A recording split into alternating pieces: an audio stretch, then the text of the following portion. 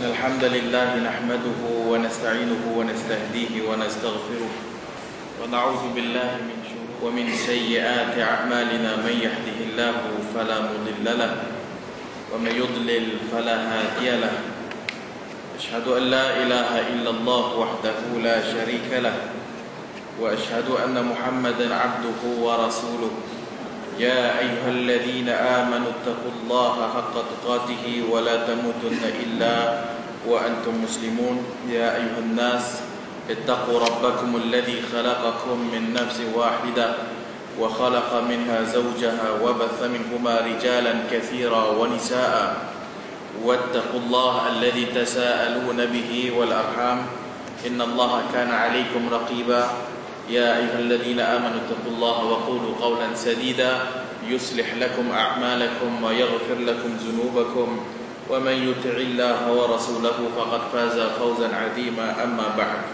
فإن أصدق الحديث كتاب الله وخير الهدي هدي محمد صلى الله عليه وآله وسلم وشر الأمور محدثاتها وكل محدثة بدعة وكل بدعة ضلالة وكل ضلالة في النار أو كما قال صلى الله عليه وآله وسلم.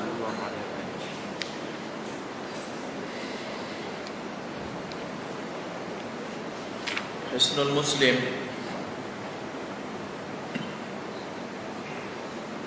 tersambung hadis di bahagian muqaddimah tentang kelebihan berzikir. Rasulullah sallallahu alaihi wasallam bersabda, "Ma jalasa qaumun majlisan lam yadhkurullaha fihi wa lam yusallu ala nabiyyihim illa kana alaihim tiratun fa in syaa 'adzabahum wa in syaa ghafara lahum." Setiap kali sekelompok orang berkumpul dalam satu majlis tanpa berzikir kepada Allah Taala, majalasa qaumun, tidaklah duduk satu kaum itu dalam satu majlis, lam yadhkurullaha fihi, yang tidak berzikir di dalamnya. Itu majlis yang tidak ada sebut zikrullah, kosong daripada sebut nama Allah. Walam yusallu ala nabiyihim, dan majlis yang tidak ada selawat kepada nabi mereka. Illa kana alaihim tirah, pasti mereka akan menyesal. Fa in syaa 'adzabahum, bila Allah mahu mereka boleh diseksa kerananya. Wa in syaa ghafara lahum, dan kalau Allah mahu juga Allah boleh ampun. Kalau majlis yang di dalamnya ada zikrullah, disebut nama Allah dan disebut nama Rasul, maka majlis itu mesti kita duduk. Yang disebut sebagai taman-taman syurga, riyadul jannah. Idza marartum bi riyadil jannah, Nabi kata bila kamu lalu dekat taman syurga, farta'u, duduk dalamnya. Dan ditanya kepada Nabi, apa itu taman syurga? Riyadul jannah. Taman syurga itu apa itu hilaquz zikir? Apa itu hilaq, kumpulan-kumpulan zikir? Ialah ditanya apa itu riyadul jannah, apa itu taman syurga? Hilaquz zikir, kumpulan zikir. Maka kumpulan zikir boleh bermaksud dua. Satu kumpulan yang orang duduk di dalamnya berzikir, dan satu lagi ialah majlis ilmu. Dan orang yang duduk di dalam majlis zikir dan dia zikir sendiri-sendiri, orang ni sendiri, orang ni zikir, orang ni zikir, dia tidak dalam bentuk ada satu tekong. Dan bermaksud juga majlis zikir itu ialah kuliah ilmu, pengajian. Kerana pengajian itu di dalamnya ada disebutkan nama Allah dan salawat kepada Nabi.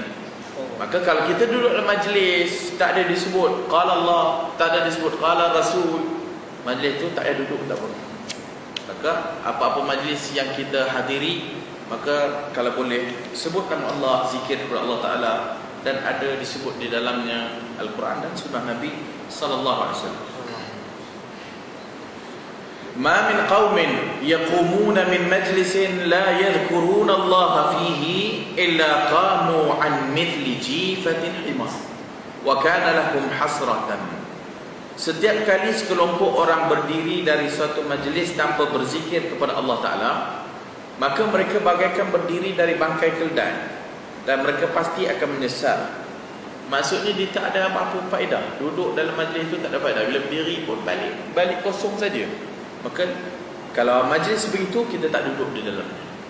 Yang disuruh duduk ialah majlis yang disebut di dalamnya qala Allah wa qala Rasul sallallahu alaihi wasallam.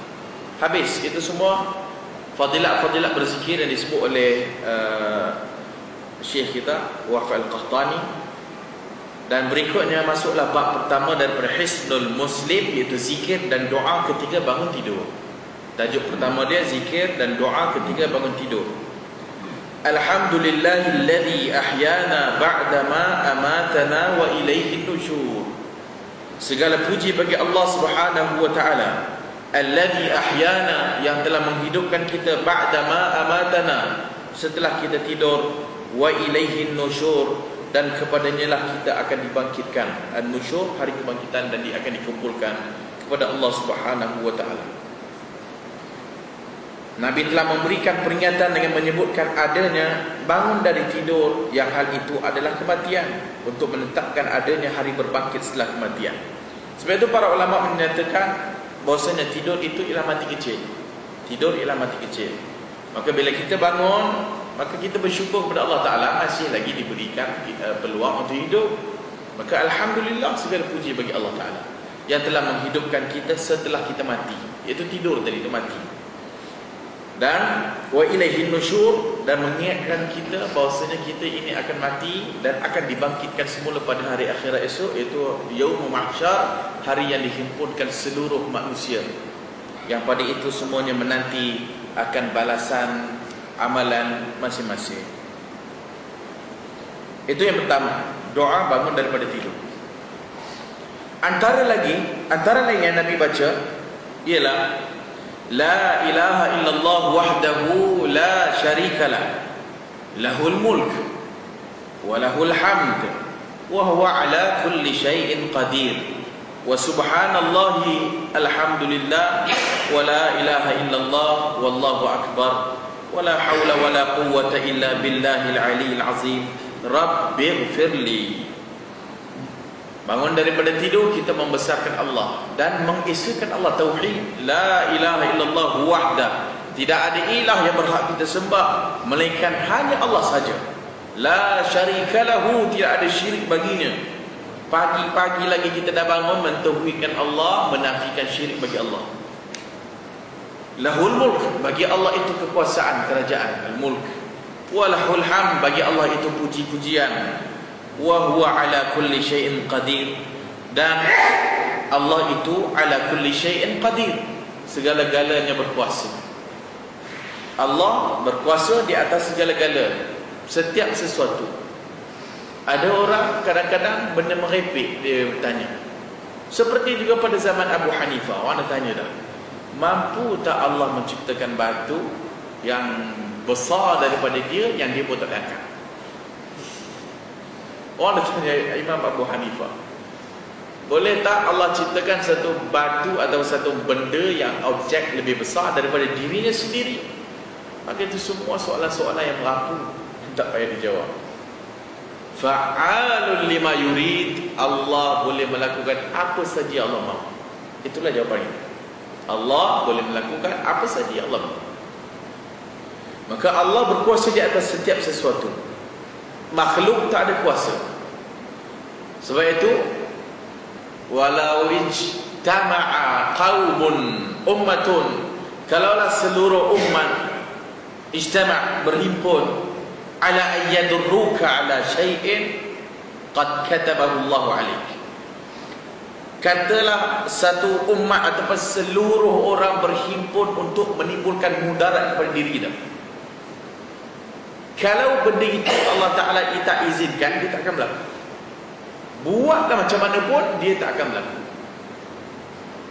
Buat perencanaan untuk buat dajjal ke orang, kalau Allah tak izin, dia tak akan berlaku. Tetapi kalau seluruh umat bagi meeting untuk bagi manfaat kepada kita, tapi manfaat itu Allah tak tentukan untuk kita, kita tak dapat manfaat itu. Buatlah macam mana pun, manfaat itu kita tak akan dapat. Semuanya Allah Ta'ala punya kerja. Jadi kalau ada orang nak buat naya kat kita, iman kita kepada Allah Ta'ala, dia tak boleh buat melainkan dengan izin Allah Ta'ala. Apabila telah berlaku kepada diri kita, makanya Allah telah izin benda itu berlaku, maka yang perlu kita lakukan ialah sabar. Semua yang kena kat diri kita, musibah yang ditimpakan kepada kita, orang yang ditimpa itu kena sabar, dan dia percaya bahawa ini telah ditentukan oleh Allah Ta'ala. Itu iman kita kepada Allah Ta'ala.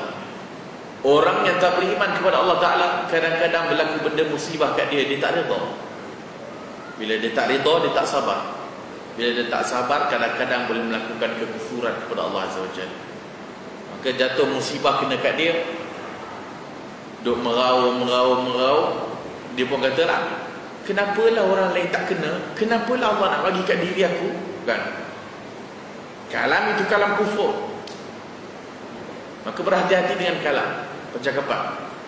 Apabila ditimpa musibah, sabar, dan kita yakin ada jalan keluar bagi orang yang bertakwa. Wa subhanallah, kita puji Allah Subhanahu wa taala. Maha suci Allah.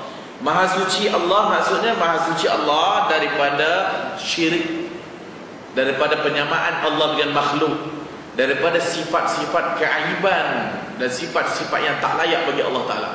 Itu maksud subhanallah, maha suci Allah daripada segala yang telah kita sebutkan.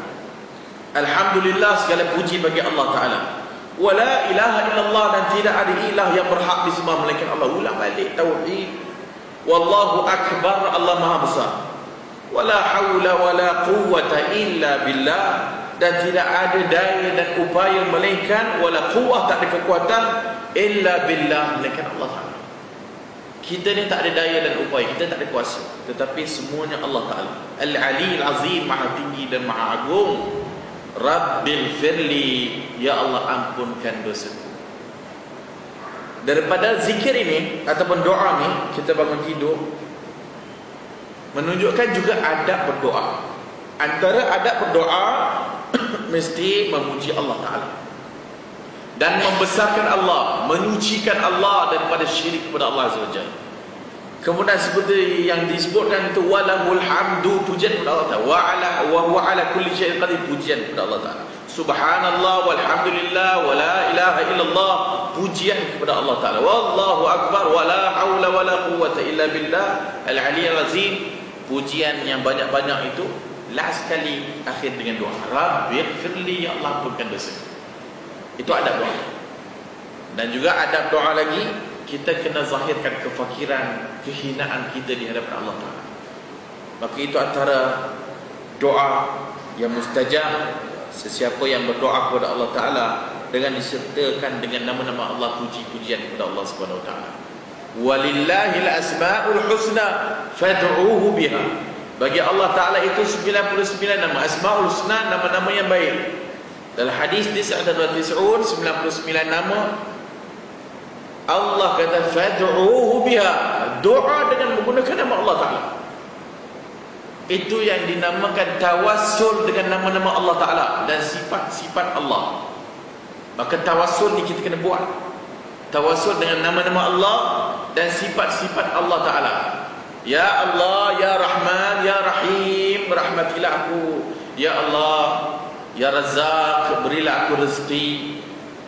Itu semua doa-doa yang dimulakan dengan nama-nama Allah Ta'ala. Itu kita bertawassul dengan nama-nama dan sifat-sifat Allah Ta'ala, dan itu disuruh oleh Allah dalam Al-Quran. Berikutnya antara doa bangun tidur lagi, alhamdulillahilladzi wa'afani fi jasadi radda alayya ruhi wa adnani bi dzikrih. Segala puji bagi Allah yang telah memurniakan kepadaku kesihatan tubuh badan, mengembalikan ruhku kepadaku, dan mengizinkan aku untuk berzikir kepadanya.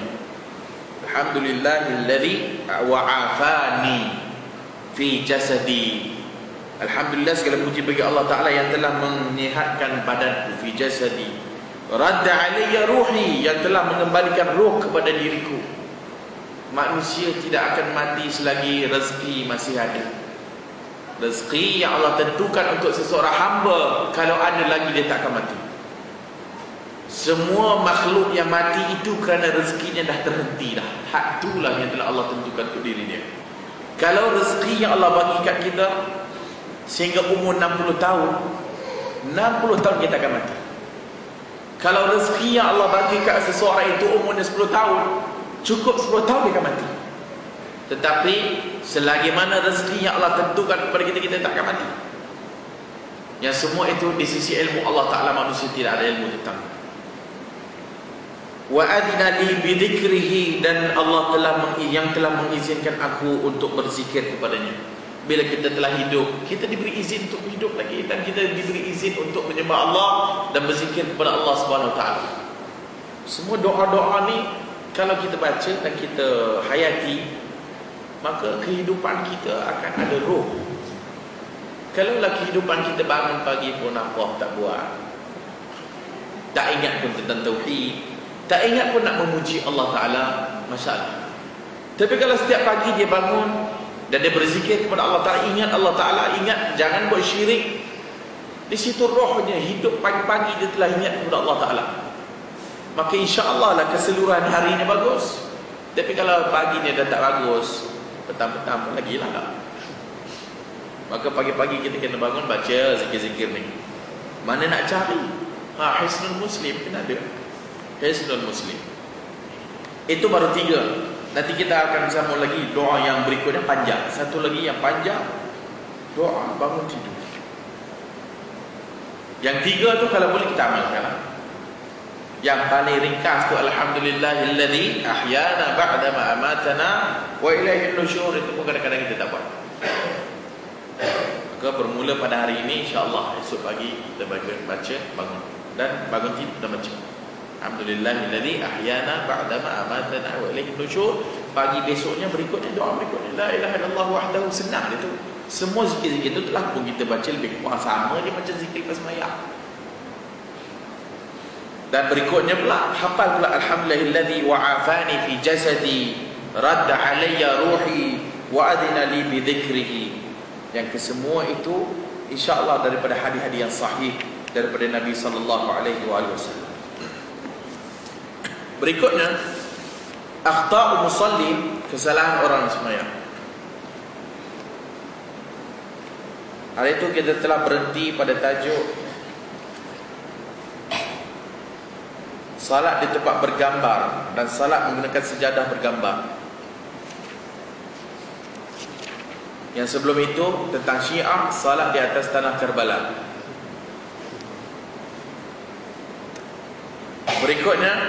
Yang berikutnya yang ketiga pada buku Musnad 68, salat di atas tanah perkuburan dan menghadap kepadanya. As-salatu 'alal quburi wa ilaiha, salat atas kubur dan menghadap kepadanya. An Jundub ibn Abdullah al-Bajali radhiyallahu anhu qala sami'tu Rasulullah sallallahu alaihi wasallam yaqul qabla an yamuta bi khams, yaqul inni abra'u ila Allah minkum an yakuna li khalil fa inna Allah qad ittakhadhani khalila kama ittakhadha Ibrahim khalila walau kuntu muttakhidan khalilan lattakhaztu Aba Bakrin khalila ala wa inna man kana qablakum kanu yattakhiduna qubur anbiya'ihim masajid ala fala tattakhidhu al-qubur masajid fa inni anhaakum an zalika. Hadis diriwayatkan oleh Imam Muslim dan dalam sahihnya wa Nasa'i dalam sunannya daripada Jundub bin Abdullah al-Bajali radhiyallahu anhu, dia berkata, aku mendengar Rasulullah sallallahu alaihi wasallam bersabda 5 hari sebelum Nabi sallallahu alaihi wasallam wafat. Nabi bersabda 5 hari sebelum Nabi wafat. Abra'u ilallah, inni abra'u ilallah, aku berlepas diri, sesungguhnya aku berlepas diri kepada Allah daripada kalian tentang adanya kekasih itu al-khalil untukku. Maksudnya Nabi berlepas diri kepada Allah Ta'ala, maksudnya kalaulah boleh Nabi ada khalil, khalil itu kekasih, maka Nabi akan ambil kekasih seperti yang dalam lafaz berikutnya. Tetapi Nabi kata abra'u, aku berlepas diri untuk aku ada khalil, iaitu kekasih untukku. Ini kerana sesungguhnya Allah telah menjadikan aku sebagai kekasih. Kerana Allah telah menjadikan diriku kekasih, kekasih Allah, Khalilullah. Sebagaimana dia telah menjadikan Nabi Allah Ibrahim sebagai Khalil, kekasih Allah Ta'ala. Nabi Ibrahim Al-Khalil, Nabi juga Al-Khalil. Nabi dilantik jadi kekasih Allah Ta'ala, dan Ibrahim juga disebut kekasih Allah. Berikut Nabi kata, walau kuntu muttakhidan khalila, jika aku dibolehkan untuk menjadi kekasih. Maksudnya kalau aku boleh untuk mengambil kekasih bagi diriku, ingat mana? Sudah tentulah aku menjadikan Abu Bakar sebagai kekasih. Kalaulah Nabi boleh ambil juga seperti Allah Ta'ala mengambil kekasihnya Khalil, maka Nabi akan memilih Abu Bakar sebagai Khalil, kekasih dia. Ingatlah sesungguhnya orang-orang sebelum kalian telah menjadikan kubur para Nabi mereka sebagai masjid. Maka ingat, janganlah kalian menjadikan tanah perkuburan sebagai masjid. Sesungguhnya aku melarang kalian daripada perkara tersebut. Hadis Muslim dan hadis yang diriwayatkan oleh An-Nasa'i.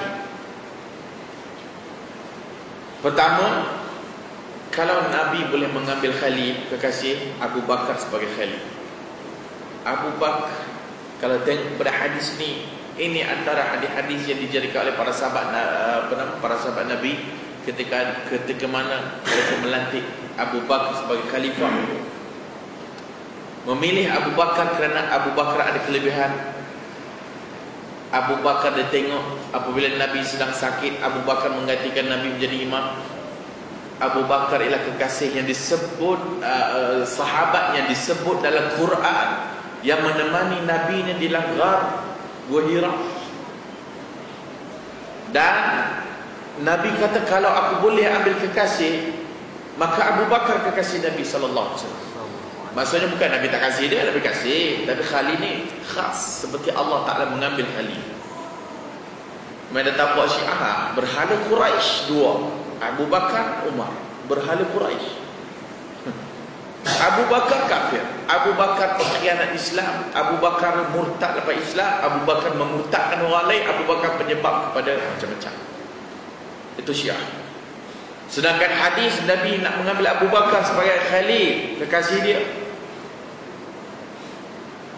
maka berhati-hati dengan Syiah.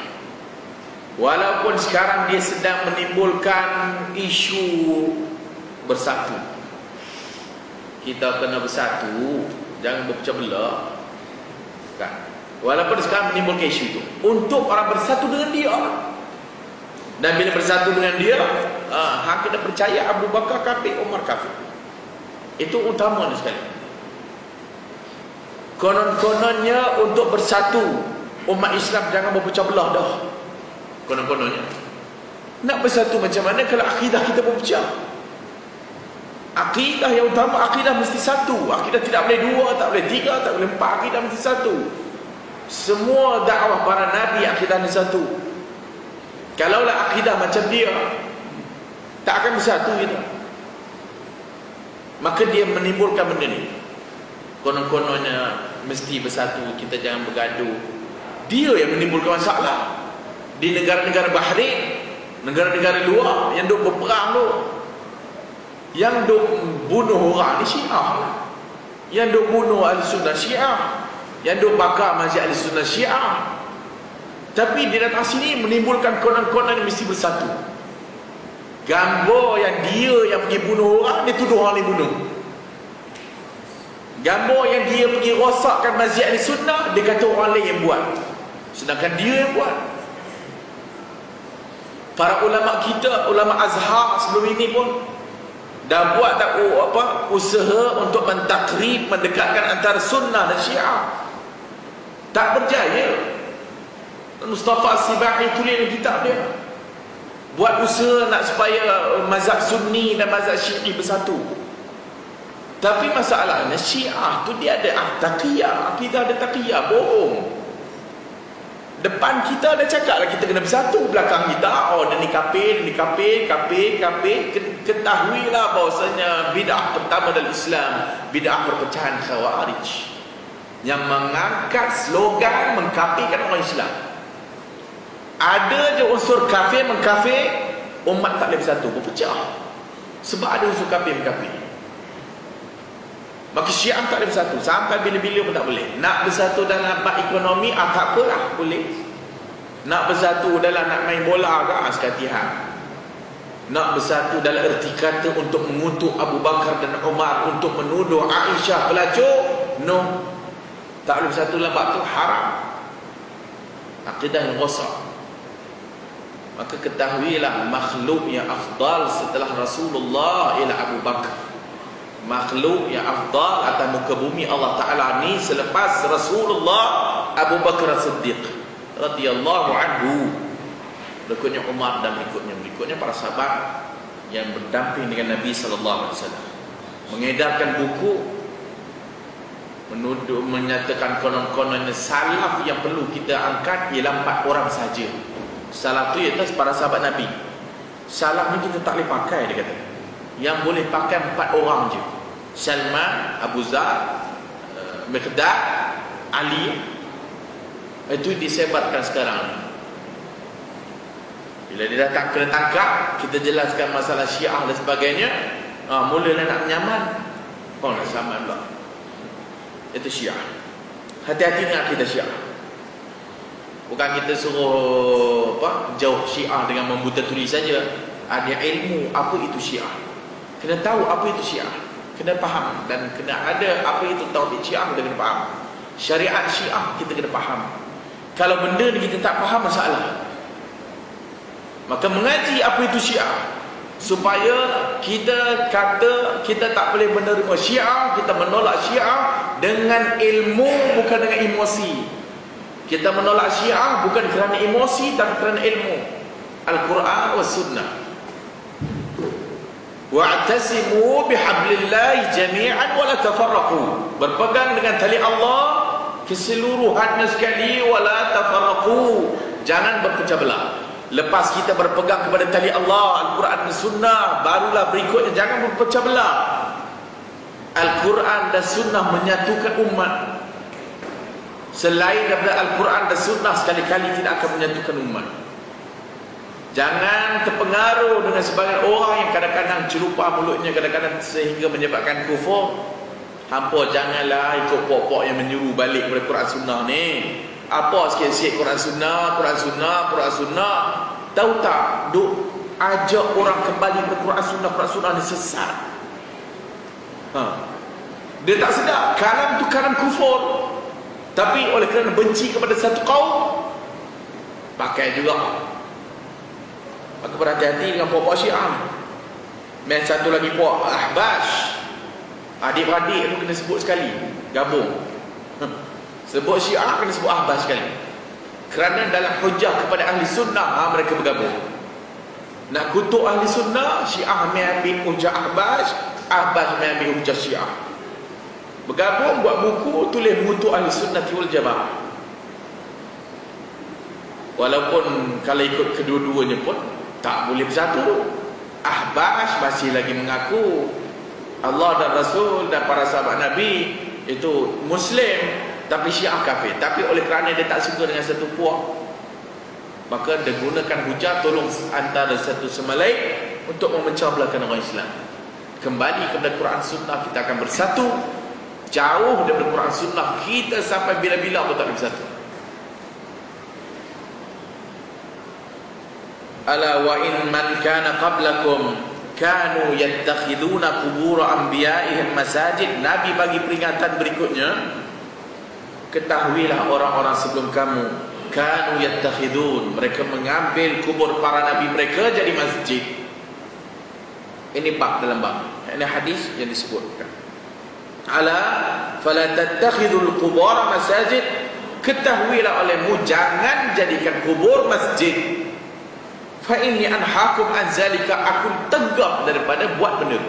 Sallallahu alaihi wasallam qala, qatalallahu al-yahud wan nasara ittakhadhu qubur anbiya'ihim masajid. Semoga Allah memerangi Yahudi dan Nasrani. Qatalahumullah, mudah-mudahan Allah bunuh mereka, hancurkan mereka. Kenapa? Ittakhadhu qubur anbiya'ihim masajid. Yahudi dan Nasrani ambil kubur-kubur para nabi buat masjid. Maksudnya bila Nabi wafat, kubur dia tu dia buat masjid kat situ. Binaan masjid menjadikan kuburnya berada dalam masjid tu. Asalnya kubur, tapi buat binaan. Bila buat binaan, dia jadi masjid. Bubuh kapet elok ada saf dalam masjid. Tengok jejak Rasul yang nak pergi ke kubur-kubur para nabi kat luar negara tu. Kuburnya siap, ada saf tempat nak kapet, nak sembahyang, ada Quran, macam-macam dia bubuh dalam tu. Mana-mana saja kubur orang saleh, terutama para nabi dan para rasul, kubur para sahabat nabi dibuat macam tu. Pergilah ke mana-mana, Mesir ke, Jordan ke, semua kita akan tengok. Yang mana tak begitu, jejak rasul telah menengokkan kita, telah menayahkan kepada kita. Itu menjadikan kubur masjid. Bukan kita kata tak boleh ziarah kubur. Ziarah kubur itu disuruh oleh Islam, tapi jangan buat masjid. Kenapa? Nanti akan berlaku syirik kepada Allah Azza wa Jalla. Maka kubur dengan masjid tidak boleh bersatu dalam Islam. Kubur dan masjid tak boleh nak bersatu dalam Islam. Yahudi dan Nasara mengambil kubur Nabi mereka jadi masjid. Sama juga kalau kita pergi ke China, kubur yang dikatakan kubur Sa'ad bin Abi Waqqas dijaga. Dalam tu ada masjid dan kubur itu sendiri buat binaan. Dan orang masuk dalam tu, orang berdoa, orang minta kepada kubur, orang tawasul kepada orang yang mati, itu para nabi yang dah mati. Maka itulah yang menyebabkan syirik kepada Allah Subhanahu wa taala. Maka puak-puak Yahudi dan Nasrani menjadikan kubur nabi mereka sebagai masjid. Nabi doa supaya hancur Yahudi dan Nasrani. Yang kita pula jangan tasyabbuh dengan Yahudi dan Kristian. Man tashabbaha biqaumin fahuwa minhum. Siapa yang menyerupai satu kaum, dia jadi kaum tu lah.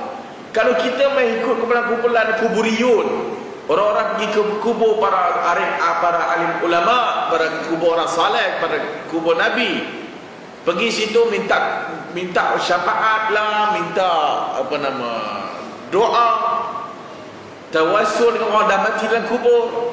Siapa yang buat macam tu, kita telah menyerupakan diri kita macam orang penyembah kubur. Man tashabbaha biqaumin fahuwa minhum. Wa an Aisyah radhiyallahu anha qala Rasulullah sallallahu alaihi wasallam fi maradihi alladhi mata fihi. Aisyah meriwayatkan daripada Nabi bersabda di dalam keadaan dia sakit nak wafat dah. Nabi sebelum wafat ingatkan umatnya tentang tauhid. Nabi sebelum wafat ingatkan umatnya tentang tauhid la ilaha illallah. Yang kita sebelum mati jangan beraduh, adik-beradik harta tu bagilah elok. Itulah yang diingat dulu. Ataupun saat lagi tu kereta papa tu ambil lah. Duit sebagai sekian-sekian ni pergilah sedekah kat anak yatim. Tetapi dia lupa nak ingatkan tauhid. Luqman nasihatkan kepada anak, alla tusyriku billahi syai'a. Jangan mensyirikkan Allah dengan sesuatu. Ya bunai, la tusyrik billah. Wahai anakku, jangan syirik kepada Allah. Inna syirka la zulmun azim.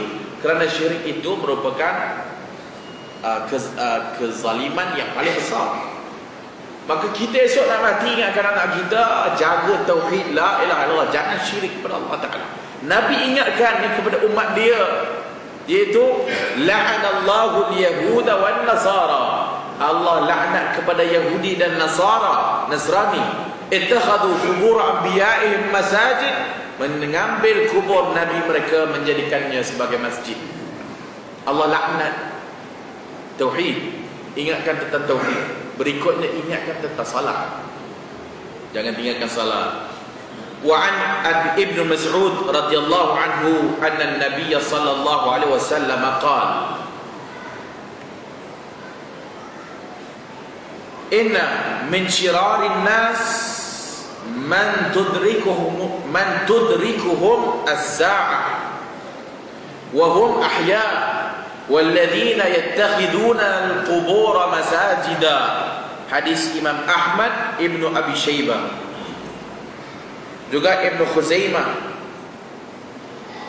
Ibnu Mas'ud kata daripada Nabi bersabda, sesungguhnya seburuk-buruk manusia siapa yang dan waktu kiamat esok.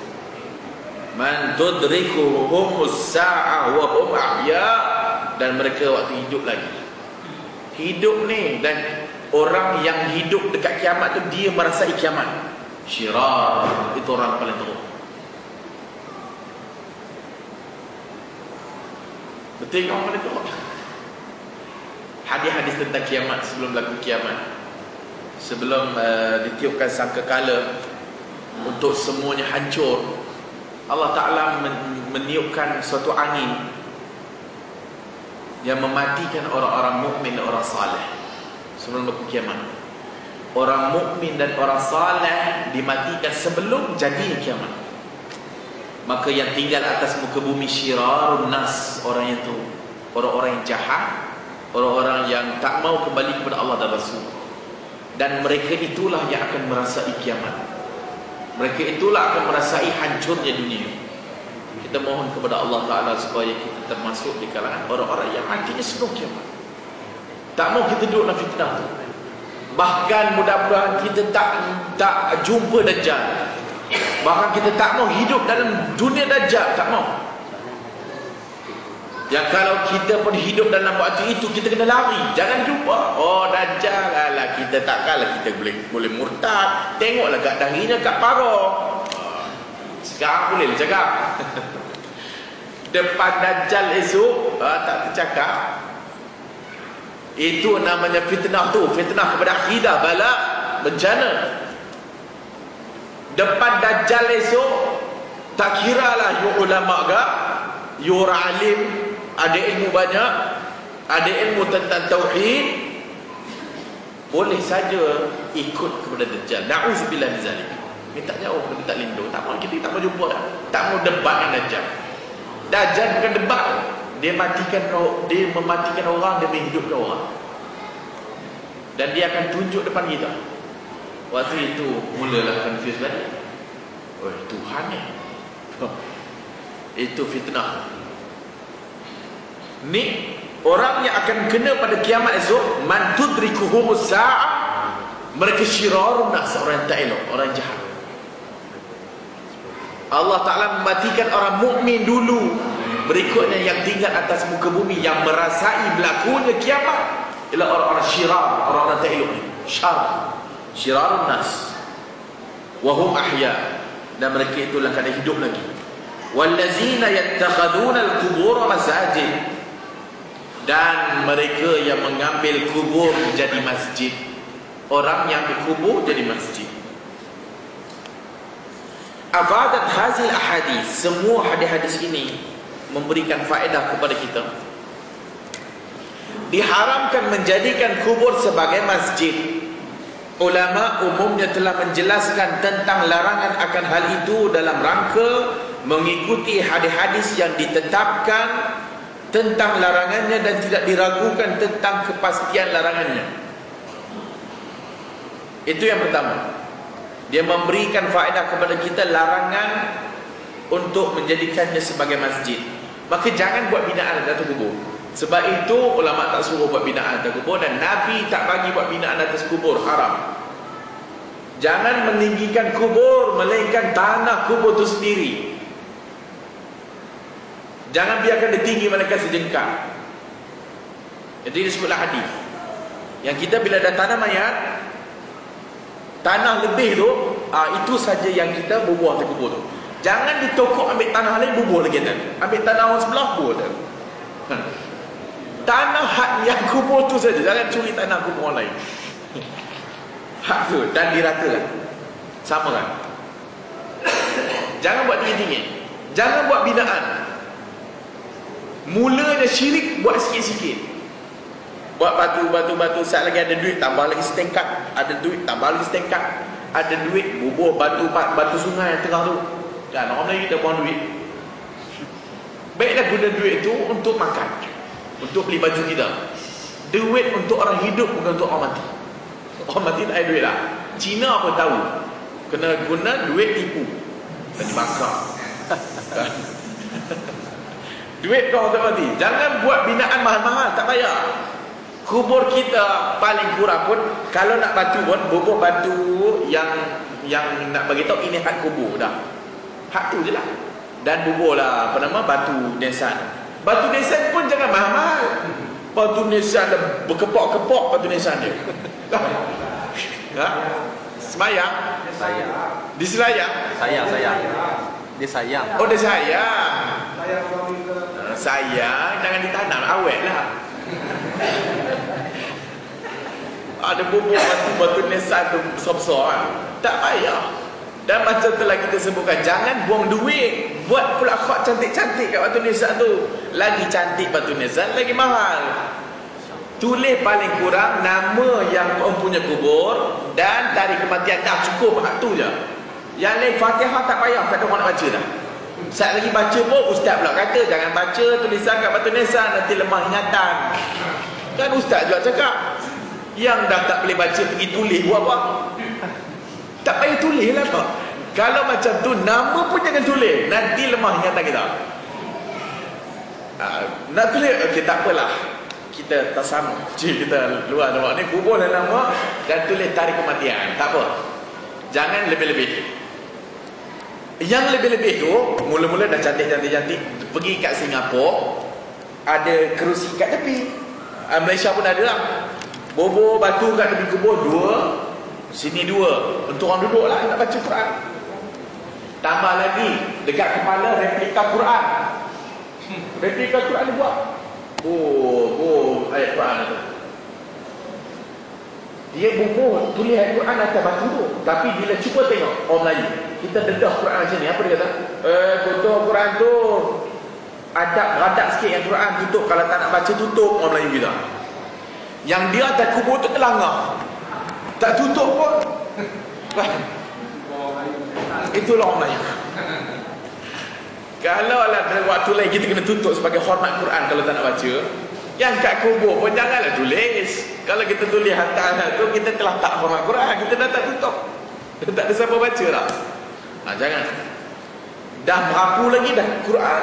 Merapu lagi. Kalau orang awam dia tak sangat, tapi dia ulama, dia orang saleh, dia ni golongan habaib, habib. Letak kain kuning, yes, bubuh kain kuning dekat batu nisan. Buat lagi binaan, buat pagar, mula pagar. Ada duit lagi, sat lagi bubuh naik batu, bubuh ada duit lagi, kubah lagi. Kalau dia ulama lagi besar, dia ulama tarekat, bubuh emas, kubah emas. Bila dah bubuh kubah, takkan nak biarkan cantik itu tanpa dimanfaat. Kan? Datanglah baca Quran, salat hadiah, salat takdiah, duduk doa minta kepada mayat kerana mayat ini orang soleh. Kita ni siapa banyak dosa, orang soleh ni orang yang dekat kepada Allah Ta'ala. Apa salahnya kita doa kepada orang, minta doa kepada si kubur ni? Tambah pula kubur orang mati syahid ataupun para ulama dia kan, konon-konon mereka ini hidup. Atas Al-Quran katakan kubur para nabi itu hidup dalam kubur mereka. Bal ahya, hidup, diberi rezeki lagi. Tengok ni, Quran kata ni para nabi, orang mati syahid ni hidup. Apa salahnya kita minta kat dia? Sebab dia hidup lagi. Agaknya tengah duduk baca paper dalam bawah kubur tu kan. Mari kita etikot hidup tu. Sebenarnya yes, kalau dia hidup pun, dia hidup bukan alam kita dah. Dia hidup alamnya namanya barzakh.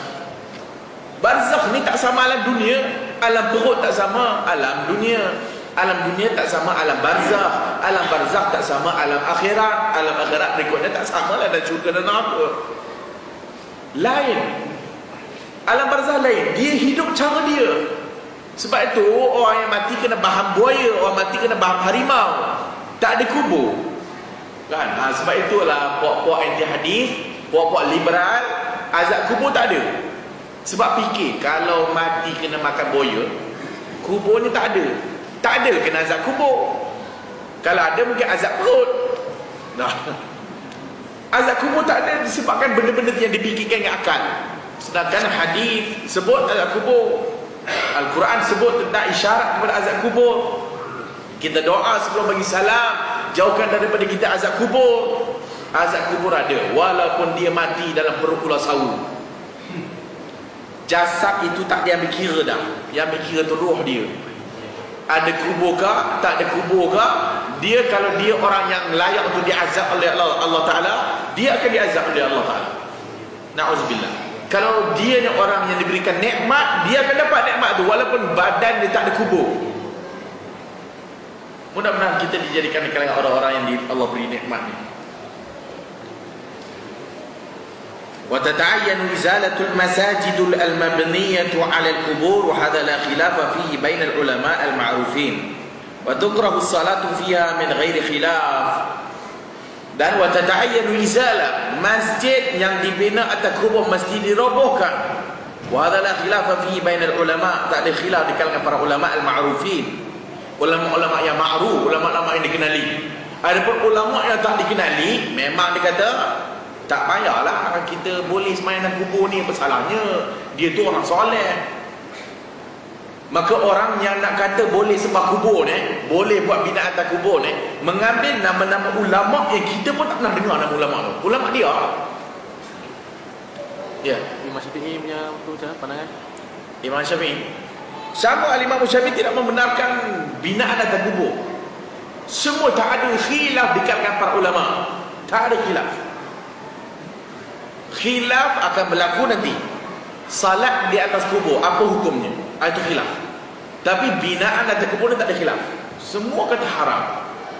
Masalah masjid yang dibina di atas kubur ni, tidak ada khilaf.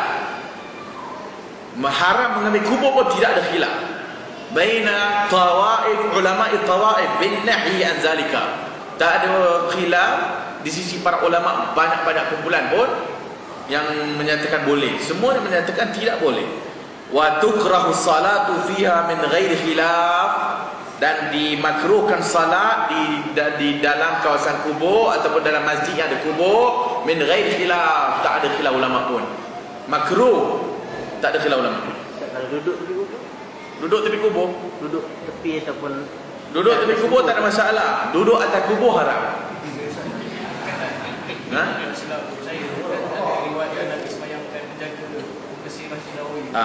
Nanti sah. Kita bagi dulu yang haram dulu. Sekali kita boleh bagi istisna, pengecualian. Ada pengecualian ada. Ya. Nanti kalau menghajikan orang yang dah meninggal dunia. Hajikan orang yang meninggal dunia, ada dah masuk bab lain. Ada badan haji ada. Boleh. Kalau tak boleh duduk atas kubur, kalau kubur yang rakal tu orang tak tahu. Jawapan dah dijawab, tak tahu. Tak tahu tak ada masalah lah. Dia tak tahu tak ada masalah. Kalau tak tahu tak apa. Wala tasihu inda al-imam Ahmad fi zahir madhhabih. Mazhab Imam Ahmad tak sah langsung. Siapa pergi masjid ada kubur, mazhab Imam Ahmad bin Hanbal tak sah sembahyang, kena ulang. Itu mazhab Imam Ahmad. Kerana larangan, laknat dan doa qatalahumullah. Doa celaka kepada Yahudi dan Nasrani tadi tu. Maka Imam Ahmad kata haram terus, tidak sah. Adapun mazhab lain, hatta mazhab Syafi'i kita makruh. Wa kadzalika salatu indaha makruha. Salat indaha, salat di sisi kubur, makruh. Masuk indaha tu nanti. Wa illam yubna 'alaiha masjid, walaupun tak dibina masjid. Fa in kulli mawdi'in yusalli fihi fa huwa masjid. Kerana setiap tempat yang kita sembahyang itu dikira masjid, tempat sujud. Wa illam yakun hunaka bina, walaupun tak ada binaan. Wan Nabi sallallahu alaihi wasallam qad naha an zalika. Nabi larang daripadanya. Nabi kata, "Wala tajlisu 'alal kuburi wa la tusallu ilaiha." Hadis Muslim. jangan duduk atas kubur, wala tusallu ilaiha, dan jangan salat kepada kubur. Salat duduk atas kubur, ini kubur, dan duduk atas ni jubin kubur tu, dia duduk. Sekarang dah elok. Siapa buat kubur cantik-cantik pada muka orang duduk atas kubur dah. Dia duduk atas jubin itu haram duduk. La yajlisa ala jamrah, kalau dia duduk atas bara api sehinggalah bajunya habis semua terkoyak ataupun melecu kulitnya, khairun, lebih baik daripada yajlisa ala al-qabr, daripada duduk atas kubur.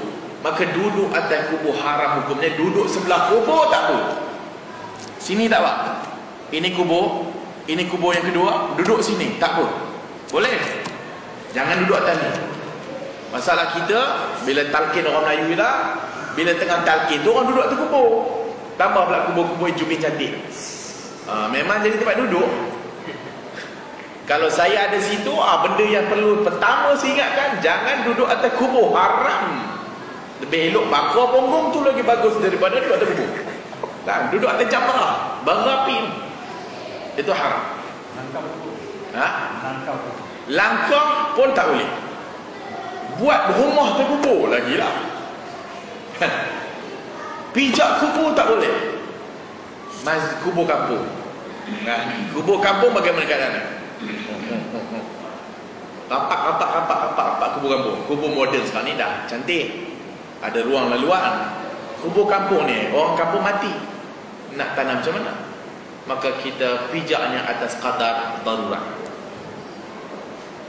Ad-darurat tuqaddar biqadariha. Darurat yang ada itu kita bolehlah pijaknya sekadar darurat, sebab darurat. Maka kita pijak kubur tu nak tanam mayat terpaksa. Maka lepas tanam mayat lah dah ada kambul, sila ke tepi dah. Jangan pijak kubur dah, haram dah hukumnya. Yang tadi tu sebab nak masukkan mayat. Tapi bila dah mayat dah ditanam, jangan pijak lagi. Pergi jauh-jauh. Ini saat nak talqin bubur pula lagi atas, imam nak duduk atas kubur tu. Nak talqin sekalipun, sana pergi jauh-jauh sikit. Walaupun kubur tu jauh sangat, duduk di sini. Sini kawasan lapar. Sebab duduk atas sana haram. Itu perlu ingat. Ustaz? Ya. Pertama tadi Ustaz sebut pasal haram dengan masjid di atas kubur. Bagaimana trend sekarang ni yang ada kubur dalam masjid. Mana kubur ada kubur dan dalam masjid. Mana masjid baru, lepas tu kubur. Contoh macam masjid negara. Dan kedua saya, tapi apa punya orang yang jual macam tadi yang banyak buat cantikkan, mainkan kubur, mama sebagainya. Yang aku pun main jual. Ini dulu. Dan ketika saya baca dalam Ustaz Misha, beberapa artikel dikeluarkan berkenaan tawassul. Jadi komen dia panjang lebar berkenaan tawassul ni. Boleh bertawassul dengan dengan sahabat Nabi, boleh bertawassul dengan Nabi dan sebagainya. Jadi Ustaz dia sebut boleh. Jadi minta tolong komen saya. Okey, pertama tentang masjid yang ada dulu kemudian kubur datang. Tadi masjid lewat, kubur ada dulu, masjid dibina baru dekat tanah perkuburan. Fatwa para ulama, walaupun kat Malaysia pun dia tak boleh nak keluar fatwa tu sebab banyaklah. Apa fatwa para ulama? Kubur masjid hendaklah dirobohkan dan dibina di tempat lain. Masjid hendaklah dirobohkan dan dibina di luar kawasan kubur. Itu satu. Yang kedua, masjid ada dah, kubur datang kemudian. Kubur hendaklah dibongkar dan ditanam tempat lain.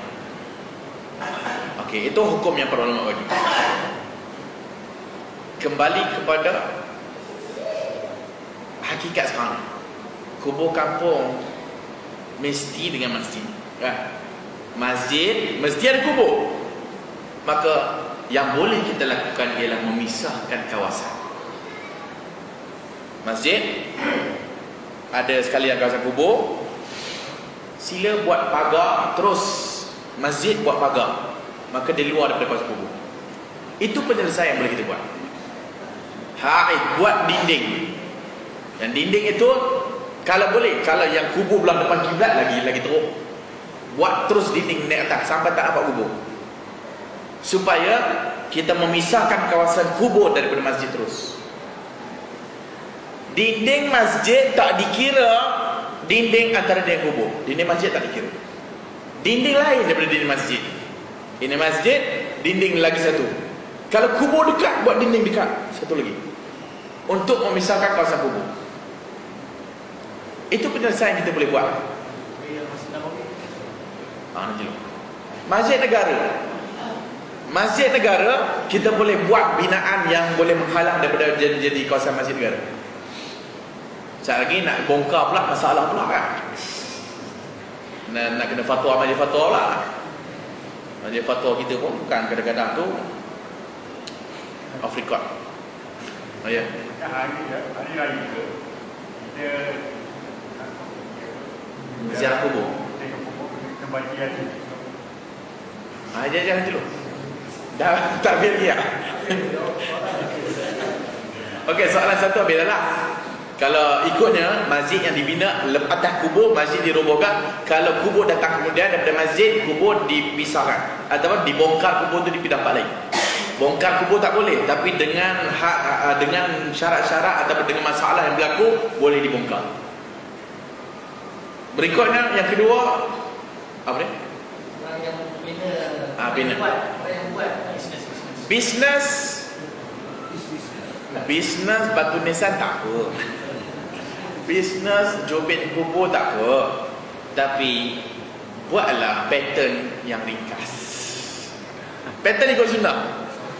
Kalau tak nak I punya pattern, you pergi cari pattern lain. Pattern I yang ikut spesifikasi sunnah. Itu boleh buat. Tapi kalau dia buat gambar-gambar, ni model kita, model tu. So, ini batu nisannya, segi dabak batu nisan Sony. Tak payah. Jangan. Nanti kita takut kita masuk dalam syubhat. Orang buat benda syirik tadi tu. Orang bukan buat syirik, khurafat. Mungkin boleh menyebabkan khurafat, boleh juga menyebabkan syirik dan ianya bukan sunnah Nabi. Bukan sunnah Nabi. Dan bahkan Nabi larang. Maka jangan jual jubin kubur yang dibuat binaan tinggi-tinggi, tak boleh. Buatlah jubin yang ringkas. Itu tak apa. Dan batu nisan pun batu nisan yang ringkas, tidak banyak.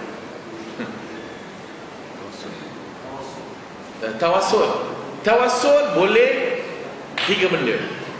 Tawassul dengan nama-nama Allah dan sifat Allah yang telah kita sebutkan tadi.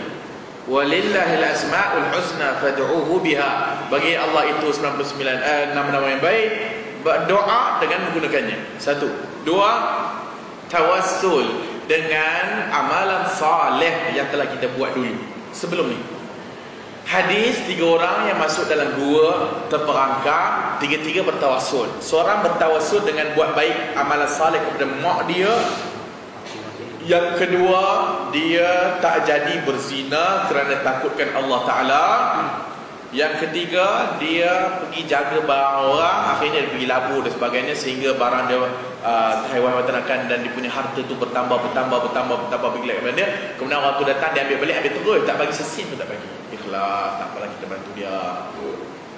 Dia pun teringat, ya Allah ya Tuhanku, kalau sekiranya perkara itu aku buat untuk mendapatkan keredaan-Mu, maka Kau lepaskanlah kami dari gua ni. Terbuka pintu puasa.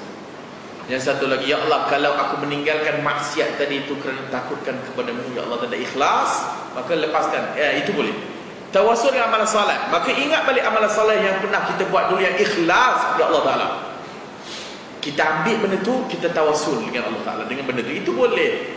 Yang ketiga, tawassul yang dibenarkan, tawassul dengan orang soleh yang masih hidup ataupun hadir, ada duduk depan ada. Hadir itu maksudnya yang boleh kita berhubung dengan dia. Orang soleh yang masih hidup sahaja, tidak kepada yang orang dah mati. Dalilnya, para sahabat Nabi tidak pergi ke kubur Nabi untuk bertawassul dengan jasad Nabi yang dah wafat dalam kubur tu. Kata para sahabat Nabi, kunna dulu sebelum ni, sebelum Nabi, waktu Nabi ada, natawassal, kami bertawassul kepada Nabi sallallahu alaihi wasallam. Sekarang Nabi, sekiranya tawassul kepada orang dah mati boleh, Orang sahabat-sahabat yang dah mati pun boleh. Dah lama dah sahabat pergi ke kubur Nabi dan minta tawassul kepada Nabi terus. Yang nak pergi minta tawassul ke Abbas tu buat apa? Yang nak pergi minta tawassul dengan sahabat-sahabat lain yang saleh tu buat apa? Pergi kubur Nabi terus lah. Tetapi benda tu tak berlaku. Sahabat Nabi tak pergi kubur Nabi. Itu hujah kita. Yang puak-puak satu lagi tu kata boleh bertawassul dengan orang mati. Mana ada hujah? Tidak ada hujah. Hujah yang kuat, para sahabat tidak pergi bertawassul dengan Nabi. Kalau boleh bertawassul dengan Nabi, sahabat dah buat dululah. Lau kana khairan lasabaquna ilaih. Kalau benda tu baik, sahabat telah dulu buat daripada kita lah. Kita tak dan dah, kita lewat. Sahabat dah buat dulu dah. Oleh kerana benda itu tidak baik, para sahabat tak buat. Dan perlu diingat at-tahsin wa taqbih. Menganggap sesuatu itu baik dan menganggap sesuatu itu buruk, itu bukan semata-mata akal fikiran kita yang diiktimadkan, yang kita ikut. Tahsin wa taqbih, memburukkan sesuatu dan mengatakan elok kepada sesuatu benda mesti dengan dalil Quran dan Sunnah juga. Kalau kita menganggap sesuatu itu baik dan menganggap sesuatu itu buruk hanya sekadar beriktimad kepada akal kita sendiri, jadilah kita seperti puak-puak Mu'tazilah yang mengagungkan akal fikiran mereka daripada nas. Perbahasan itu ada perbahasannya dalam usul fiqh. Tahsin wa taqbih. Di sisi ahli sunnah, akal tidak mustaqil. Akal mesti bimbingan wahyu. Akal tak boleh sendirian berdiri. Akal kita terhad. Semuanya wahyu Allah. Akal ikut wahyu, bukan wahyu ikut akal kita. Jika sekiranya tawassul dengan orang mati tadi boleh, bawakan satu dalil saja. Para sahabat pergi kubur Nabi dan bertawassul dengan Nabi. Siapa Nabi? Nabi nak bandingkan para sahabat, Nabi lagi bagus, pergilah kubur Nabi. Tetapi orang tak buat, sahabat Nabi tak buat. Maka dengan itu tak boleh bertawassul dengan orang saleh dah mati dalam kubur. Dia tak boleh bagi apa-apa dah, dia dah mati. Tahu tak perkataan mati? Terpisah roh daripada badan. Orang mati kalau kita sepak dia tak boleh balas. Kan orang mati kalau kita biar dia berulat dia tak boleh buat apa. Yang kita ni tak fikir ni, orang mati ni kita fikir orang mati ni kita pergi minta kat dia. Yang dia pun tak boleh menolak mudarat kena kat diri dia. Bagaimana dia mau menolak mudarat kepada orang yang akan kubur? Meh puak-puak Ahbash, Tok Syekh dia dah meninggal dah, Abdullah Al-Harari. Abdullah Harari ni kubur ni dibuat binaan, dibubuh lampu-lampu. Kalau ada cendelia, dibubuh cendelia. Kubur. Orang pergi ke kubur dia, mulalah salat-salat kain tanah kubur dia tu. Dengan i'tiqad bahawa Syekh Abdullah Harari, kalau kita minta dengan dia akan keluar daripada kubur dia dan dia akan menunaikan apa yang kita mahu dan dia masuk balik kubur. Itu yang dikatakan oleh orang-orang Ahbash. Dan berlaku kepada puak-puak sufi dan tarekat macam tu lah juga. Tok Syekh dia tak mati, Tok Syekh dia bersembunyi kan akak. Abuya tak mati, Abuya bersembunyi. Dengan sembunyi itulah aku nak tawassul dengan dia. Sebab sembunyi. Maka tawassul 3 itu saja yang dibenarkan, lain tak boleh. Dan tawassul kepada orang saleh ni bukan, ya Syekh Abdul Rahman tolonglah aku. Syekh tu ada kat Mekah. Syekh Abdul Rahman Sudais tolong aku ya, Syekh Abdul Rahman Sudais tolong aku. Itu syirik. Itu walaupun dia hidup tapi tidak hadir, tak ada depan mati dah. Kalau boleh pun telefon. Alhamdulillah teknologi moden ada. Halo Syekh Abdul Rahman, boleh tak doakan saya selesai exam? Okey, doakan min jiwari baitil atiq. Daripada sisi Baitullahil Haram kan. Dia boleh doa, itu boleh. Tu Syekh kita dok Kedah. Wah, Syekh sekian tolonglah aku. Itu tak boleh. Yang boleh telefon dia. Ataupun ustaz, tolong doakan saya. Isteri saya sekarang ni dalam pembedahan, tolong doakan. Itulah tawassul orang soleh. Dan orang soleh jangan tengok ustaz aja. Tengok dia ni bagus kan, masjid selalu datang, akhlaknya baik, selalu sedekah, tak pernah mulutnya cabul kutuk orang, tak pernah mulutnya ngutuk sesatkan orang, tak pernah mulutnya kafir ke orang. Soleh lah tu. Pergi kat dia, Pak Mat, doakan saya Pak Mat. Itulah orang soleh. Orang soleh, kalau kita tengok dia bagus, akhlaknya, agamanya bagus, terus kita pergi kat dia, minta doa dengan dia, bukan seru nama dia. Itu perlu dipaham. Tetapi yang ditulis dalam utusan Bahrus Safa semua tu, itu semua ialah sufi dan tarekat, kena hujah lah. Wallahu a'lam bishawab. Tadi ada disebut tentang Masjid Nabawi. Masjid Nabawi ni kubur Nabi dalam. Maka perlu diketahui bahawasanya zaman Nabi, kubur itu bukan masjid. Kubur Nabi itu bilik Aisyah radhiyallahu anha. Bilik Aisyah. Tapi kita jangan orang mati tanam dalam bilik kita. Kalau kita telah tanam orang mati dalam bilik kita, jangan sembahyang lah kat itu, tak boleh. Jadi kubur. Sebab itu tanam mayat perlu ditanam kat tanah wakaf. Itu tempat dia. Kalau hang tanam dalam rumah, siapa nak doa kat dia? Orang pun tak tahu nak bagi salam. Kalau pergi tanam kat tanah wakaf, Assalamualaikum ya ahli dia, semua orang ni lalu Assalamualaikum, orang ni lalu Assalamualaikum, orang ni lalu Assalamualaikum. Kan banyak salam dapat doa orang Islam. Duk tanam dalam rumah, siapa tak ni anak dia pun kan doa untuk apa dia pun kan. Tanam dekat tanah wakaf. Nabi SAW dan para Nabi, dia ditanam di mana dia wafat. Nabi ditanam di mana dia wafat. Kalau di sinilah, di meja ni, bawah meja ni lah dia wafat, korek meja ni, bawah ni ditanam. Itu para Nabi. Dan kubur Nabi ni tak boleh nak dibongkar lah. Mana boleh bongkar kubur Nabi? Maka kekallah kubur Nabi di situ.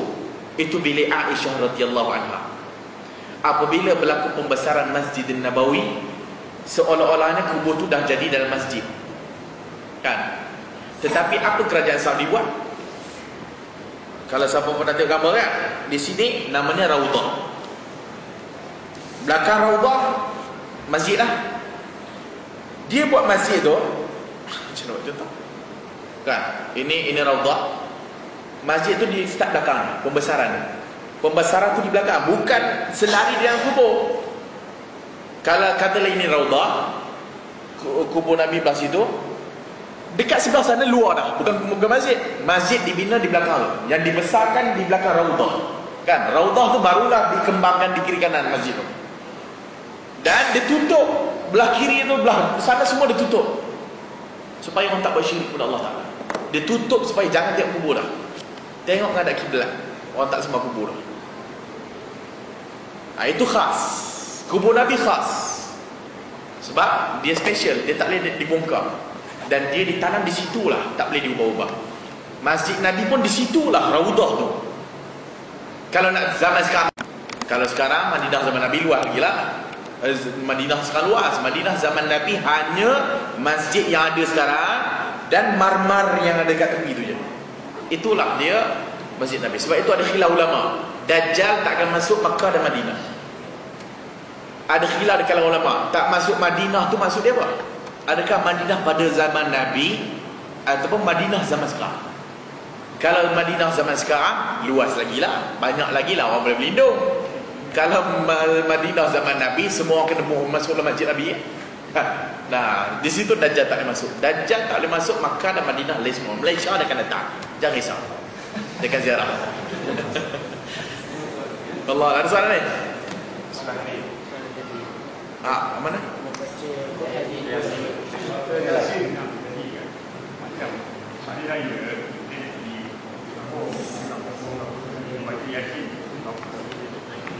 baca Yasin. Masalah bila pergi melawat kubur, pertama, kubur bukan tempat baca Quran. Satu, kubur bukan tempat baca Quran dengan dalil Nabi SAW kata, la taj'alu buyutakum maqabir. Jangan jadikan rumah kamu itu kubur. Fa inna syaitan yanfiru, syaitan dia akan lari daripada rumah tutra'u fihi surah Al-Baqarah, yang dibaca di dalamnya surah Al-Baqarah. Daripada hadis tu kita boleh faham apa yang Nabi nak beritahu. Jangan jadi rumah macam kubur. Syaitan akan lari dari rumah yang dibaca di dalamnya surah Al-Baqarah. Apa relation dengan dua? Maka mafhum mukhalafahnya, faham terbaliknya, kubur bukan tempat baca Quran. Kalau kubur boleh baca Quran, perumpamaan Nabi useless. Perumpamaan Nabi tak membawa apa-apa erti. Jangan jadikan rumah kamu macam kubur. Syaitan akan lari dari rumah dia baca surah Baqarah. Kalaulah boleh baca Quran kat kubur, apa guna Nabi kata janganlah jadi rumah kamu macam kubur. Nabi kata jangan jadi rumah macam kubur. Bermaksud baca Quran dalam rumah, bukan baca Quran kat kubur. Kubur bukan tempat baca Quran, dan tempat solat. Dalam kubur tak boleh sembahyang, melainkan istisna, pengecualian. Macam ditanya tadi tu, zaman Nabi, tukang bersih masjid Nabi perempuan, makcik cleaner, dia tukang bersih masjid Nabi. Dia meninggal, orang tak beritahu Nabi. Nabi tanya, makcik cleaner mana? Orang kata dah meninggal dah. Ya, tak beritahu aku. Kenapa? Nabi pergi ke kubur makcik cleaner tu. Nabi bersalat jenazah 4 takbir dekat kubur. Maka salat di kubur hanya boleh satu keadaan je. Apabila kita tak dan nak salat jemaah, salat jenazah di masjid ataupun di mana-mana, dia dah ditanam, maka boleh untuk pergi kubur untuk salat jenazah kepada mayat dia. Seperti sekarang mak bapak kita mati, nak tunggu anak balik Terengganu, nak balik Kedah, nak pergi KL, alamatnya sehari tak dan, esok pula nak kena tangguh. Sunnahnya dipercepatkan, mandi, uruskan, tanamkan cepat. Kalau dia orang baik, kita nak cepat dia dapat nikmat. Kalau dia orang yang layak diberi azab, cepat pergi rasa azab tu. Ini tunggu, mak bila sampai ni? Oh malam sikit lah. Oh malam, kita tanam esok je lah. Kita dah melewatkan dia. Tanam dulu. Anak-anak yang balik lewat tu pergi kat kubur, salat jenazah dekat kubur. Itu penyelesaian. Dan itu sunnah. Selain daripada itu, jangan gatal-gatal semayang apa-apa semayang kat nasi kubur. Maka kubur bukan tempat baca Quran, kubur bukan tempat semayang. Baca Quran dekat rumah. Ini sibuk baca kat kubur, rumah tak ada Quran. Syaitan duk pergi lari dari rumah kita. Bukan lari dari rumah kita, lari dari kubur rumah kita. Penuhlah syaitan kat rumah kita. Saat dia nak kena histeria, sibuk cari ustaz. Sebab tak baca Quran, tak amal Quran dalam rumah. Siapa baca Baqarah, syaitan tak masuk rumah. Masalah ni duk gila dengan syaitan dalam rumah tu, penuh syaitan. Maka baca Quran di rumah, jangan baca di kubur. Wallahu a'lam. Betul, antara kata-kata terakhir Nabi wafat, ummati ataupun ada versi lain yang lebih sahih. Secara ringkas, ummati itu tidak sahih. Nabi wafat, Nabi kata ummati. Umatku. Hadis tu dipertikaikan oleh ulama hadis. Maka tak penting. Kalau penting pun, kalau Nabi kata kalau ada hadis sahih pun ummati, kita tak pernah ingat Nabi pun. Kita tak pernah nak buat sunnah dia pun. Nabi ingat kita tak pernah ingat Nabi. Nabi sini dalam hadis kita baca tadi, ingat umat dia jangan jadikan kubur masjid. Ingat umat dia supaya jangan buat syirik. Umat itu ada dipertikaikan oleh ulama hadis. Wallahu a'lam.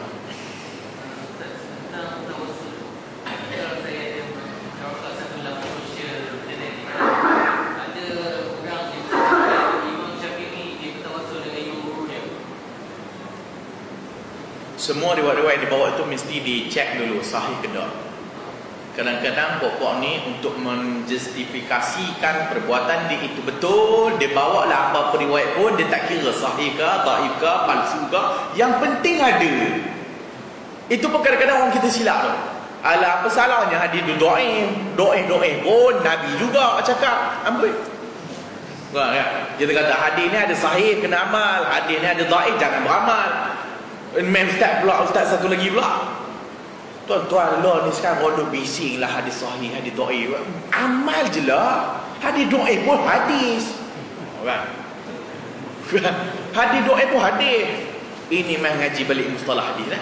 Mah kita ngaji buat kuliah hadis.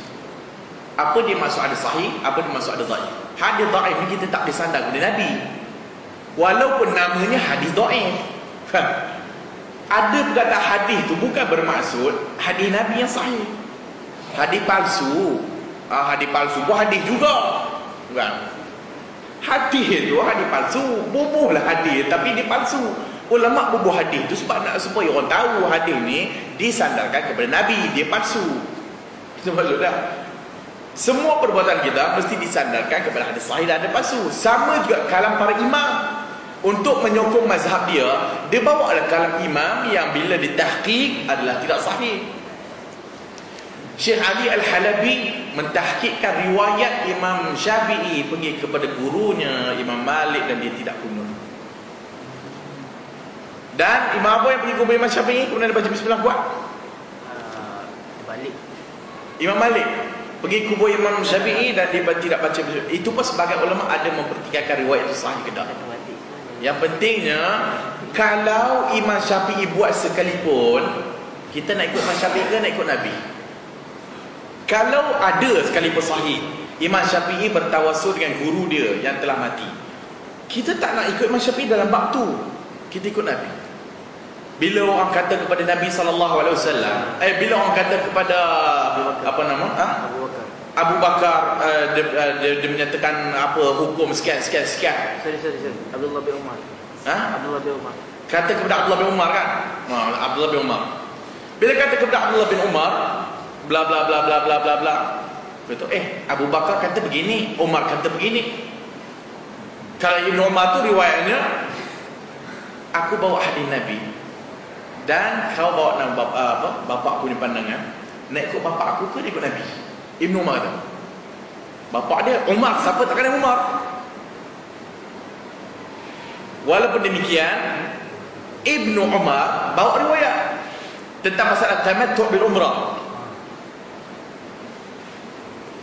Ibn Umar kata boleh, Umar kata tak boleh. Ibn Umar bawa hadis Nabi. Maka Umar kata, aku bawa hadis Nabi sahih. Hang nak ikut bapak aku ke nak ikut Nabi? Ikut Nabi ya. Maka kalau dia bawa kalam imam pun, imam besar serban berlapis-lapis pun, jubah berlapis-lapis pun, kalau bercakap dengan hadis Nabi yang kita ambil. Itu manhaj, metodologi ahli sunnah wal jamaah. Yang kadang-kadang kita telah pun jauh daripadanya disebabkan orang yang tidak ikhlas ataupun orang yang tidak jujur dengan ilmu. Wallahu a'lam bishawab. Subhanakallahumma wa bihamdika asyhadu an la ilaha illa anta astaghfiruka